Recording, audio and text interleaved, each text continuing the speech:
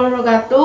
Perkenalkan, nama saya Nabila Indonesia, kelas 12 IPS 2. Di sini saya sedang melakukan ujian praktek mandiri mata pelajaran Sejarah Kebudayaan Islam atau SKI tentang Sunan Kudus. Sunan Kudus adalah salah satu wali songo yang menyebarkan agama Islam di wilayah Jawa Tengah, khususnya di Kudus dan sekitarnya. Peran Sunan Kudus tidak hanya sebagai ulama, tetapi juga panglima perang sekaligus penasihat kerajaan Demak. Prestasi Sunan Kudus membuatnya mendapat julukan Waliul Ilmi atau Wali al-Ilmi, yang berarti orang yang berilmu luas. Salah satu peninggalan Sunan Kudus yang terkenal adalah Masjid Menara Kudus yang dibangun pada tahun 1549 Masehi atau 956 Hijriah.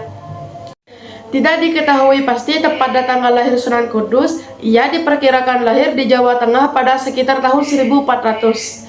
Nama asli Sunan Kudus adalah Ja'far Shodiq, yang merupakan putra dari Sunan Ngudung atau Raden Utsman Haji, saudara kandung Sunan Ampel. Apabila ditelusuri silsilahnya, Sunan Kudus merupakan cucu buyut dari Syekh Ibrahim Asy-Syamarqandi, keturunan Rasulullah Jalur Husain bin Fatimah binti Nabi Muhammad SAW.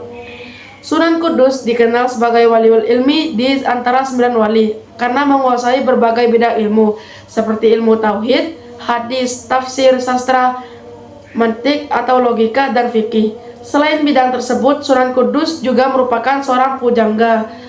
Salah satu karyanya berupa tambang Macapat, yakni Maskumambang dan Mijil. Sunan Kudus mulanya aktif memperluas wilayah kerajaan Demak sebagai pusat pengembangan Islam masa akhir Majapahit. Ketika kerajaan Demak mulai dipenuhi konflik usai wafatnya Sultan Trenggono, ia memutuskan pindah ke Kudus dan mulai fokus menyebarkan agama Islam di sana. Sebelum berdakwah, Sunan Kudus berguru kepada ayahnya di Jipang, Panolan, dekat Blora, Jawa Tengah. Selain berguru kepada ayahnya, Sunan Kudus belajar kepada beberapa ulama terkenal seperti Kiai Telingsing, Ki Ageng Ngerang, dan Sunan Ampel. Ketika berdakwah di sekitar daerah Kudus, strategi yang diterapkan Sunan Kudus tidak jauh berbeda dari para wali songo lainnya. Sunan Kudus juga membumikan Islam sesuai dengan adat budaya dan kepercayaan penduduk melalui sinkretisasi dan asimilasi. Sunan Kudus memilih pendekatan sosial dan budaya dengan menyebarkan Islam melalui kesenian wayang.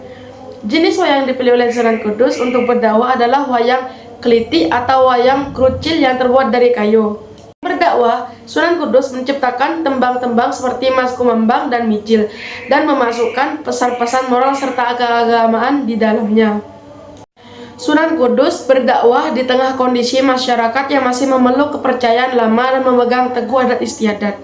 Sunan Kudus juga tidak melakukan perlawanan terhadap budaya yang sudah berkembang dan melekat di masyarakat. Untuk mendekati umat Hindu, Sunan Kudus menggunakan sapi yang diletakkan di depan masjid. Cara ini menarik umat Hindu berdatangan karena ingin menyaksikan bagaimana Sunan Kudus memperlakukan sapi tersebut. Perlu diketahui, sapi merupakan hewan yang dihormati dan dianggap suci oleh masyarakat Hindu, sehingga dilarang untuk disembelih. Setelah masyarakat Hindu berdatangan ke depan masjid, Sunan Kudus hanya membiarkan sapi dalam kondisi terikat dan tidak boleh disembelih. Sunan Kudus kemudian memberikan ceramah di hadapan umat Hindu. Sebagai bentuk penghormatan dan penghargaan kepada umat Hindu, Sunan Kudus melakukan strategi dengan tidak menyembelih sapi pada saat Idul Adha. Sunan Kudus juga membangun masjid yang mengadopsi arsitektur pura atau tempat ibadah umat Hindu. Masjid yang dikenal sebagai Masjid Menara Kudus tersebut bangunannya memiliki 5 buah pintu di sebelah kanan dan 5 buah pintu di sebelah kiri. Masjid Menara Kudus menjadi sebuah simbol akulturasi antara ajaran Islam dengan kebudayaan Hindu. Bahkan, beberapa ornamen lainnya juga menunjukkan akulturasi dengan agama Buddha dan Konghucu. Di samping menyampaikan ajaran Islam, Sunan Kudus juga mengajarkan beberapa keterampilan kepada masyarakat, seperti membuat berbagai alat pertukangan. Ia juga dikenal sebagai pedagang yang kaya. Meski belum diketahui secara pasti apa yang diperdagangkan Sunan Kudus saat itu, beberapa sumber mengatakan bahwa barang yang diperdagangkan adalah kain. Tidak diketahui secara pasti kapan perjuangan Sunan Kudus dalam berdakwah harus berhenti. Sunan Kudus dimakamkan di bagian belakang Masjid Agung Kudus di Kota Kudus, Jawa Tengah. Makam Sunan Kudus hingga kini masih ramai didatangi para peziarah dari berbagai daerah. Sekian kisah sejarah dari saya. Jika ada kurang lebihnya, saya mohon maaf sebesar-besarnya. Wassalamualaikum warahmatullahi wabarakatuh.